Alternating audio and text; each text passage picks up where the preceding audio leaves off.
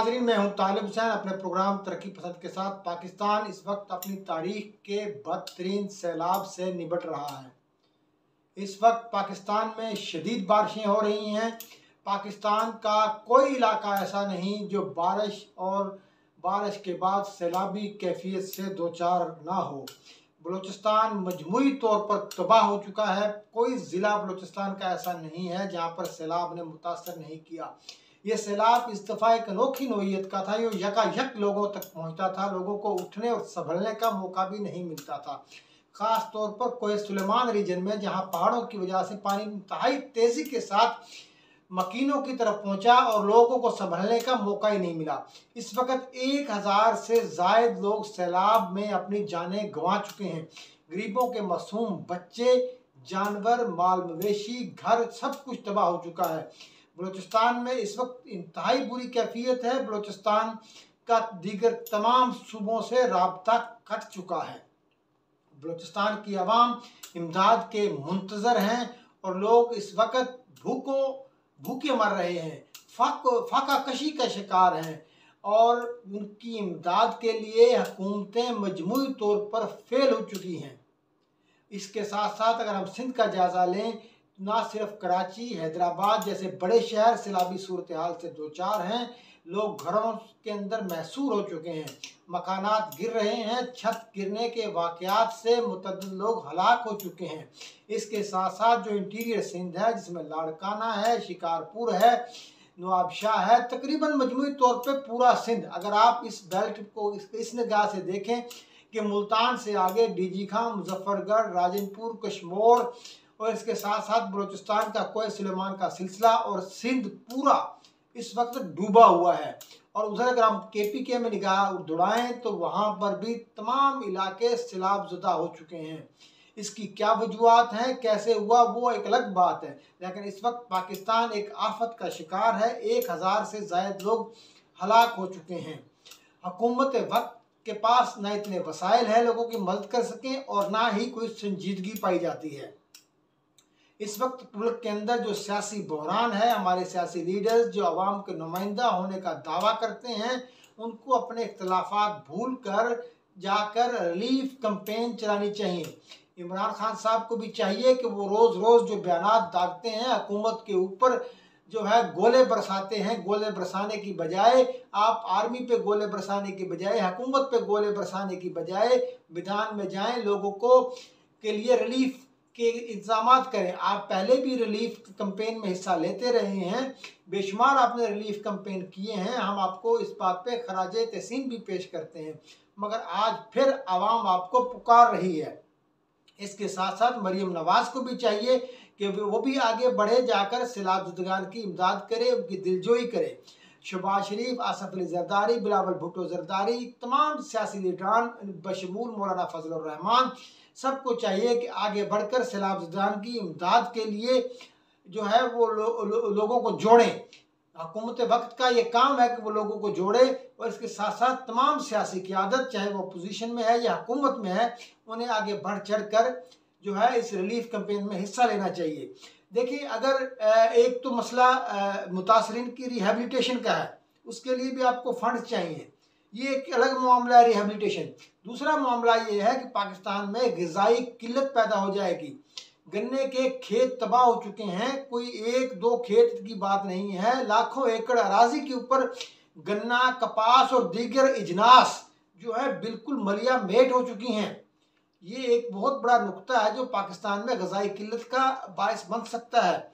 हम जो कि एग्रेरियन कंट्री हैं, इसके बावजूद हम बाहर से तकरीबन $5 बिलियन की हर साल फूड आइटम मंगवाते हैं और हमारे यहाँ जो इस वक्त ट्रेड डिफिसिट है, जिसकी वजह से हमारे पास डॉलर की कमी है, डॉलर की कमी की वजह से डॉलर का रेट बढ़ रहा है और रेट बढ़ने की वजह से महंगाई बढ़ रही है। डॉलर की जो स्पीड है उसने तमाम स्पीडों को इस वक्त काट दिया है महंगाई की।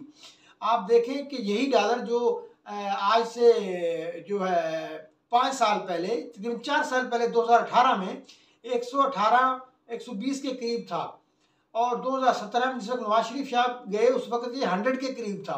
तो इस वक्त ये 220 पे पहुंच गया है डॉलर।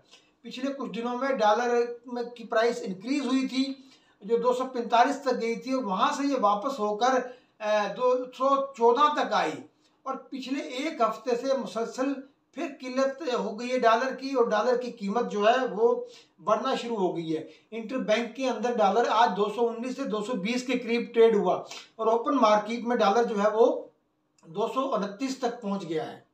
तो पाकिस्तान की तरफ से पाकिस्तान को शदीद मसाइल का सामना है, फॉरेन एक्सचेंज रिजर्व की किल्लत है। आज ही स्टेट बैंक ऑफ पाकिस्तान ने, जो कि हफ्तावार रिपोर्ट अपनी जारी करता है फॉरेन एक्सचेंज रिजर्व के बारे में, जो 12 तारीख और 19 तारीख की ये रिपोर्ट है, तो उसमें 87 मिलियन डॉलर जो है पाकिस्तान के फॉरेन एक्सचेंज रिजर्व मजीद कम हो गए हैं। इस वक्त पाकिस्तान के पास 13.51 बिलियन डॉलर के टोटल रिजर्व हैं, जिसमें 7.8 बिलियन डॉलर जो है स्टेट बैंक ऑफ पाकिस्तान के पास हैं, और 5.71 बिलियन डॉलर कमर्शियल बैंकों के पास हैं। तो मैं ये सवाल है मेरा, या मेरा तजस्सुस है, या आप ये समझ लें कि मेरे अंदर जो क्यूरियोसिटी है कि हुकूमत ने इंपोर्ट पर पाबंदी लगाई रखी 2 महीने, और उसके बावजूद जो है जो ट्रेड डिफिसिट और ये डॉलर की जो तलब और रसद को हुकूमत मेंटेन रखने में नाकाम हो गई है। ये क्या वजह थी कि डॉलर एकदम ऊपर गया, फिर एकदम नीचे आया, फिर एकदम ऊपर गया? तो ऐसा लगता है जैसे कुछ सट्टेबाजी हो रही है ओपन मार्केट में, और इसके असरात इंटर बैंक में भी जा रहे हैं। स्टेट बैंक ऑफ पाकिस्तान को इसमें ज़्यादा विजिलेंस की ज़रूरत है कि वो डॉलर के इसको जो फ्लो को वो कंट्रोल करे। तो एक तो ये जो आपकी इकोनॉमिक सूरत हाल है, ये वर्स्ट से वर्स्ट होती जा रही है, इसमें कोई इम्प्रूवमेंट फिलहाल सॉलिड इम्प्रूवमेंट नज़र नहीं आ रही।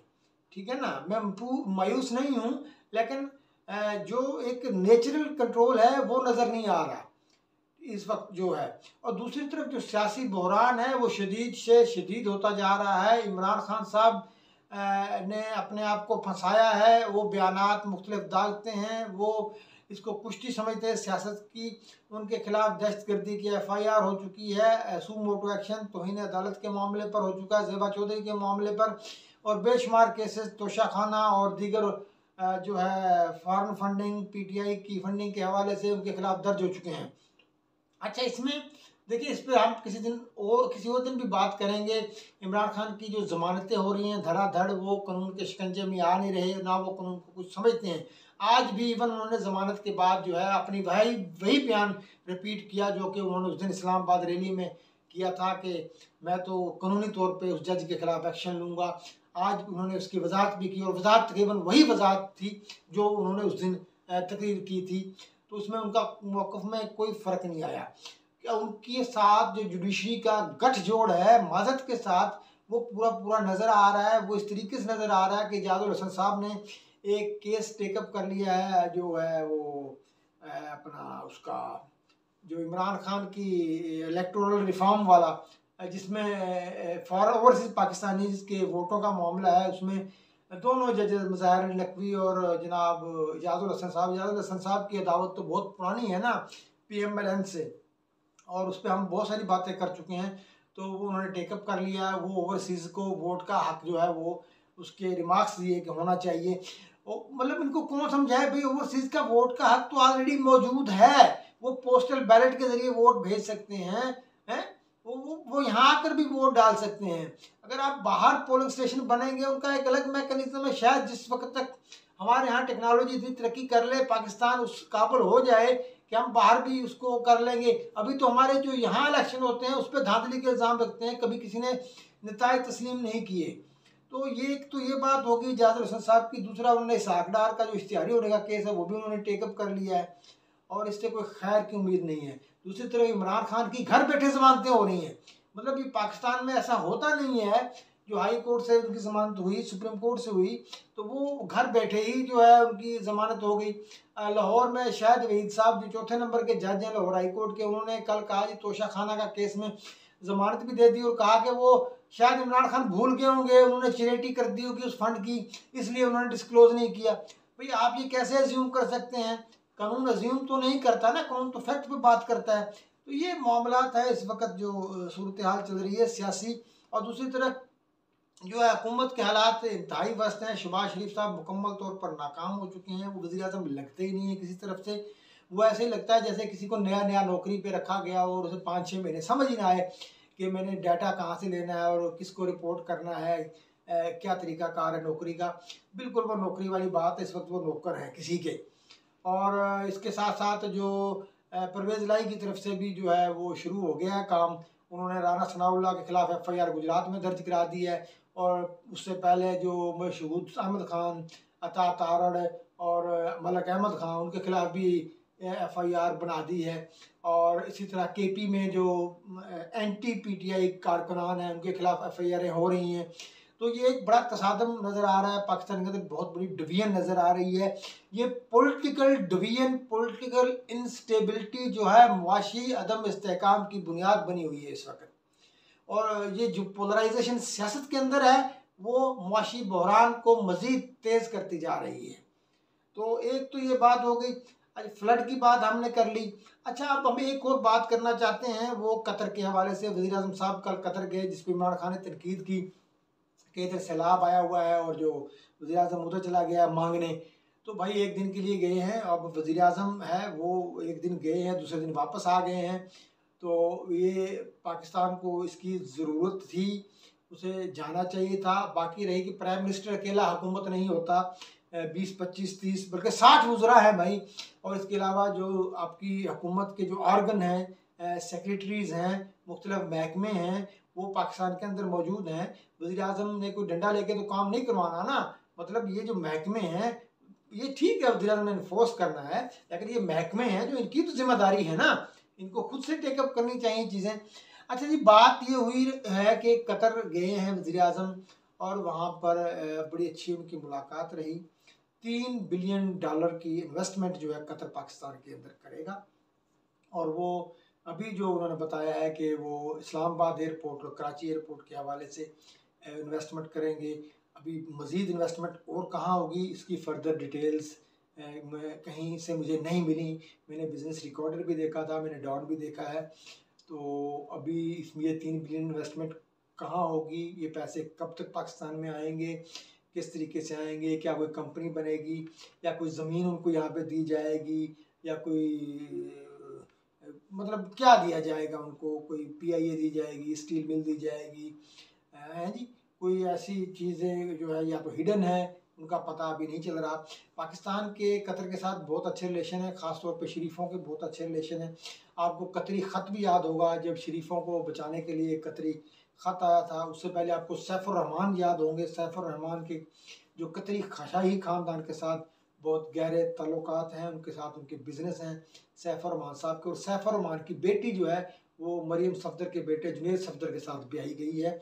ये आपको सब मालूम होना चाहिए सारा इसका मोहल्ले वकूफ़। 2015 के अंदर जो पाकिस्तान ने LNG ली थी कतर से, उसके बाद पाकिस्तान और कतर के जो है ताल्लुकात स्ट्रेंथन हुए हैं। इमरान खान साहब ने पूरी कोशिश की थी ख़राब करने की। सिर्फ कतर नहीं बल्कि उन्होंने तो सऊदी अरब के साथ भी ख़राब किए, इंडिया के साथ तो थे ही ख़राब, लेकिन सुधारने की कोशिश नहीं की, अमेरिका के साथ ख़राब किए। इमरान खान साहब जहाँ गए अपनी दास्तान छोड़ आए।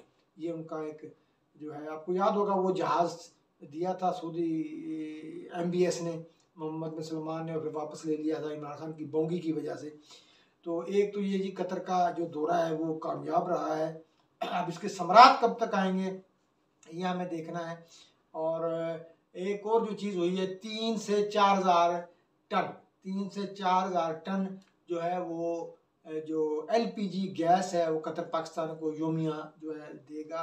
वो भी एक सपोर्ट होगी, उसकी डेफर्ड पेमेंट होगी। एक तो ये एक बहुत अहम ऐलान हुआ है। दूसरी जो अहम डेवलपमेंट आज हुई है वो सऊदी अरब की तरफ से हुई है। ये फरमान जारी हुआ है शाह सलमान की तरफ से, जो सऊदी अरब के फरमानराव हैं, कि $1 बिलियन की इन्वेस्टमेंट फौरी तौर पर पाकिस्तान में की जाए। तो ये इन्वेस्टमेंट ऐसा लगता है कि बेबी कि IMF की डील से पहले आ जाए। IMF की डील जो है 29 अगस्त को एक्सपेक्टेड है, और उसके बाद जो है वो पाकिस्तान के अंदर जो है फंड्स आएंगे। तो ये जो चीज़ें हो रही हैं तकरीबन $4-5 का ये मामला ये है, और प्लस IMF का 1.7 बिलियन, तो डॉलर तो आ जाएंगे, पर डॉलर फिर ख़त्म हो जाएंगे। डॉलर डॉलर आएंगे और डॉलर ख़त्म हो जाएंगे। हम परमानेंट जो है रिजर्व बिल्ड करने के लिए क्या करेंगे, किस तरीके से करेंगे, वो पॉलिसी यही है कि आप इंपोर्ट को डिस्करेज करें, एक्सपोर्ट को बढ़ाएं, या मैन्युफैक्चरिंग बढ़े, इंपोर्ट स्टेट ना बढ़े। इसमें हम कहाँ तक कामयाब होते हैं ये वक्त बताएगा, क्योंकि मैंने पिछले 20-25 साल में ये देखा है कि हमारी कोई पॉलिसी लॉन्ग टर्म नहीं होती, हर पॉलिसी वक्ती होती है। जिस तरह मुफ्ता इस्माइल ने अभी लग्जरी आइटम पे बैन किया था 3 महीने पहले, 3 महीने गुजरे भी नहीं पूरे, 3 महीने के लिए बैन किया था, और अभी उन्होंने खोल दिया है प्रेशर में आके, इंडस्ट्रियलिस्ट के प्रेशर में। और बहाना क्या बनाया है कि IMF का प्रेशर है, वो दुनिया का प्रेशर है, इसलिए हम खोल रहे हैं। तो असल बात ये थी कि वो जो इंपोर्ट वगैरह बैन करने की वजह से जो टैक्स था, टैक्स का भी तो टारगेट पूरा करना है ना आपने, वो एक समझ धड़म से ज़मीन पे आ गिरा। ठीक है ना जी, ये भी एक मामला था टैक्स वाला। तो फिलहाल जनाब में कोई मुझे सॉल्यूशन तो ये आर्जी नज़र आ रहे हैं सारे, कतर, IMF, सऊदी अरबिया। तो मुस्तकिल सॉल्यूशन वही है जो मुफ्ता जिसकी बात करता है बार बार, और उसको एग्जीक्यूट भी मुफ्ता करे। तो नाज़रीन, ये एक अहम डेवलपमेंट थी जो मैंने बताया। इसके मैंने जो सिनेरियो रखे वो पॉलिटिकल क्राइसिस रखा, और इसके साथ साथ आपका सैलाब है, मुआशी क्राइसिस, और उसके साथ जोड़ा मैंने जो फॉरेन इनफ्लो आ रहा है डॉलर्स का, कि वो पाकिस्तान को किस हद तक स्ट्रेंथन करेगा। तो नाज़रीन, इंतज़ार करते हैं और देखते हैं कि पाकिस्तान की मुआशी सूरत हाल कब बेहतर होना शुरू होती है।